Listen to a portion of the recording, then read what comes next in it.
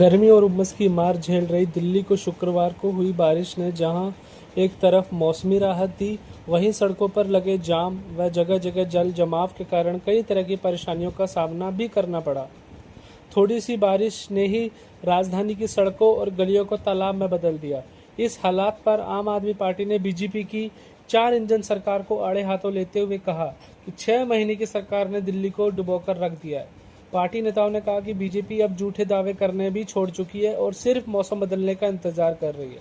सौरभ भारद्वाज, आतिशी, अन्य आप नेताओं ने सोशल मीडिया पर पड़पड़गंज, संगम विहार, लक्ष्मीनगर, एम्स, गीता कॉलोनी, संजय झील, साउथ दिल्ली और MB रोड सहित कई इलाकों में हुए जलभराव की वीडियो शेयर की और सरकार की कार्यशैली पर सवाल खड़े किए। आम आदमी पार्टी ने एक प्रेस कॉन्फ्रेंस में बीजेपी पर तंज कसते हुए लिखा, जब दिल्ली का यही हाल रखना है तो बीजेपी अपने चारों इंजन कबाड़ी को बेचकर 4 नाव खरीद ले। सौरभ भारद्वाज ने कहा कि बीजेपी सरकार ने दिल्ली की झीलों का शहर बना दिया है। मनीष सिसोदिया ने पड़पड़गंज में स्कूल और कुछ स्विमिंग पूल बनाए थे, लेकिन बीजेपी सरकार ने तो पूरे हाईवे को ही स्विमिंग पूल बना दिया है। और जब दिल्ली वासियों से कह रही है कि तैरो जितना और तैर सकते हो।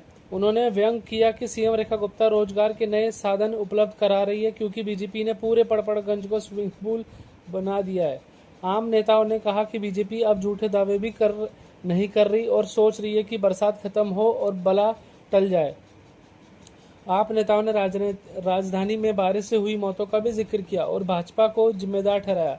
सौरभ भारद्वाज ने कहा कि इस मानसून ने अब तक करीब 35 से 40 लोगों की जान सिर्फ बारिश और उससे जुड़े हादसों में जा चुकी है। बसंत कुंज में दीवार गिरने से 2 बच्चों की मौत हुई, निजामुद्दीन में छत गिरने से 7 लोग मारे गए, बदरपुर में मीठापुर के पास दीवार गिरने से 7 लोग की जान गई और कालकाजी में पेड़ गिरने से 1 व्यक्ति की मौत हुई। रक्षाबंधन के दिन सीवर खुला छोड़ देने से 2.5 साल के बच्चे की जान चली गई।